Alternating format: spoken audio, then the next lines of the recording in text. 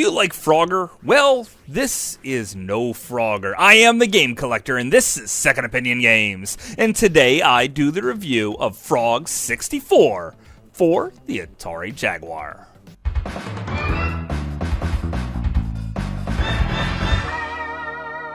Second Opinion Games. Okay, so here's what Frog 64 looks like. Here's the box, and it's 1 or 2 players, where are you going to find a second player to play your Jag? And the box itself looks really good. As a matter of fact, it looks exactly like a Atari Jaguar game would, and it's made in America. It looks nice. I wish I could say the same for the manual. The cover feels kind of weird, and the paper is just printer paper, and it's kind of made with a somewhat less than quality printer. But at least we do have a manual. But where this really shines is the overlay. It looks really, really nice. It's completely useless to actually have, but it is an overlay, and it works very, very well. And then we have the card itself, which is green, which is a bit of a mixed bag for me. But there you go. This is what you get with Frogs 64.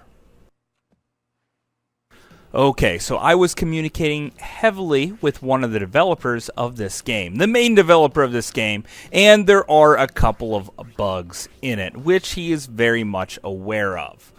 Most notably, don't actually use the D-pad when you're at the options screen, and don't press any buttons in the game that you shouldn't, because that's just a D-pad and the number screen. Don't hit the numbers while playing or things might happen. Okay, so let's jump into the game, and we're going to count it back from number 5, the classic 2600 mode, which immediately starts off with some familiar chimes there, and it does sound pretty nice. The problem is when you go to play the game, the hit detection seems a little bit off, and then I start jumping onto the logs, and I just die for no reason, again and again. I can't seem to get a single frog across the water here whatsoever, and I have played it many, many times.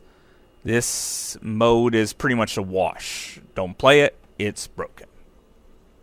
Okay, now, River Rush mode. If you remember my fast food review, you would know that I like this style of game.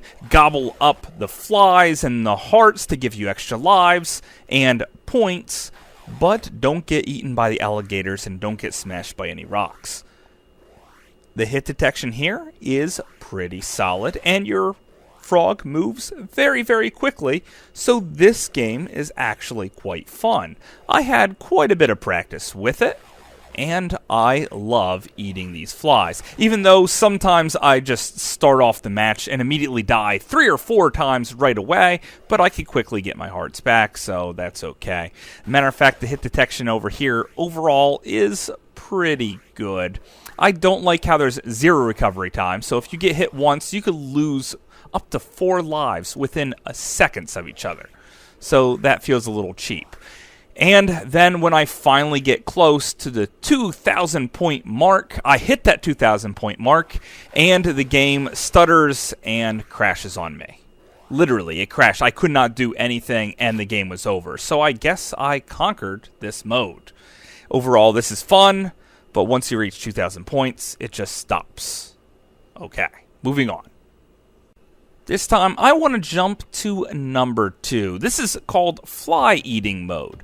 Basically, you eat all the flies on the screen, and after you do, you just wait to die because you ate all the flies on the screen, and there doesn't seem to be anything else to do because they don't come back or anything. This is not very fun, and it's a complete waste of time, but no more waste of time than number 3, where it's versus mode, because your opponent gets to fly around and kill you very, very quickly. This isn't fun for anyone, you or a friend. So don't play this mode either. Golly, so far this isn't looking up. Maybe the main game will redeem itself. Okay, so number 1, arcade mode. And you'll notice that it looks very much like Frogger, and it doesn't really play that much like Frogger, matter of fact. Well, it does a little bit, but when you jump on the logs, you'll see that you kind of stagger over to the side.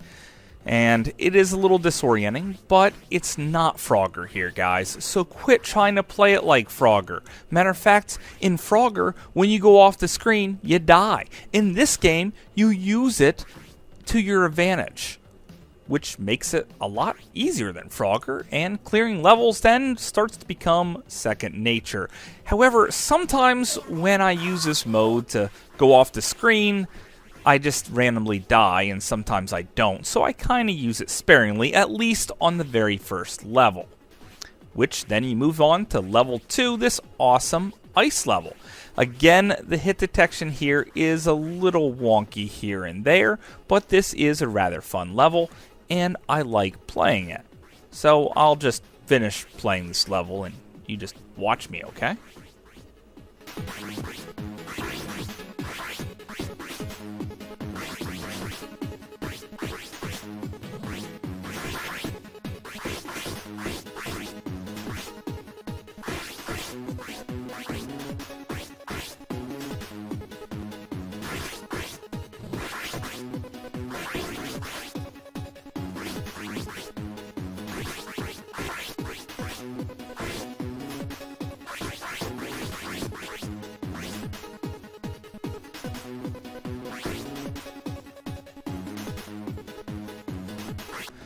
So I make it to level 3, and most of the time my game completely crashes.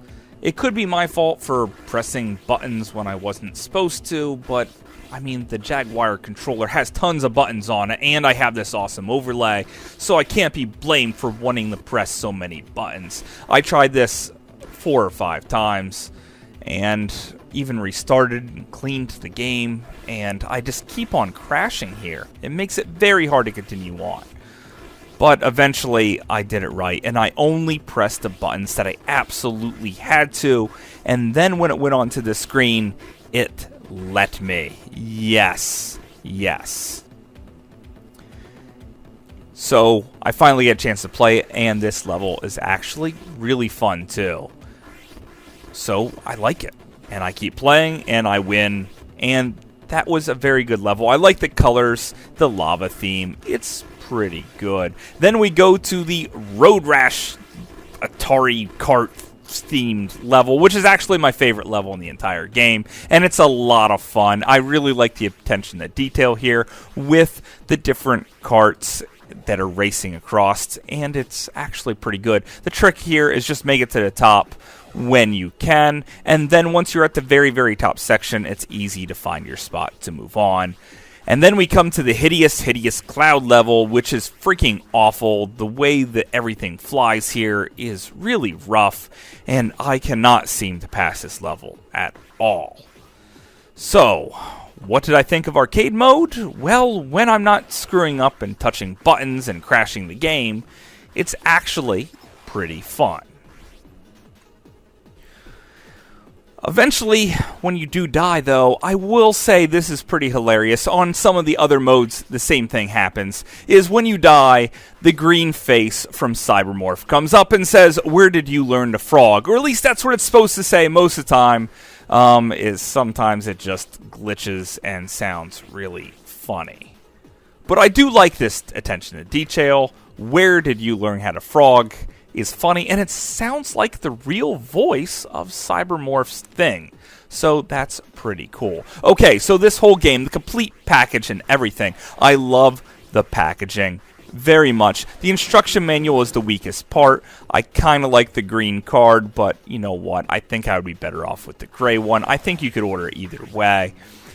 The box is perfect. I love this box. It's my favorite reproduction box ever because it feels exactly like the real thing.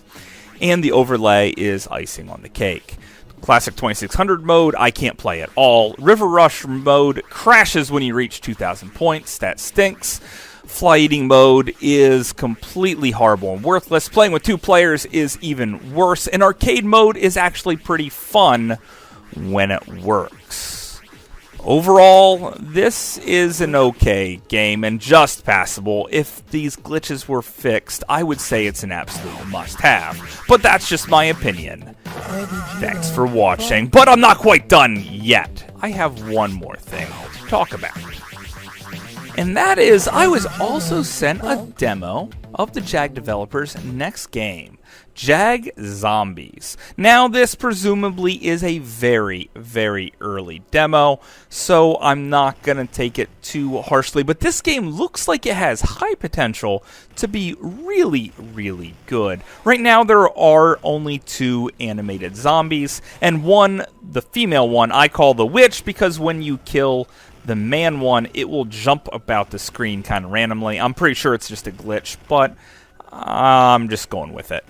There is health packs to pick up and a barrel to explode. This still could be a very early beta, but if the hit detection is right and they add tons of varied levels, this could be a lot of fun. But it's really not included in the Frogs review here. The game itself is pretty good. I already went over all my wrap-ups.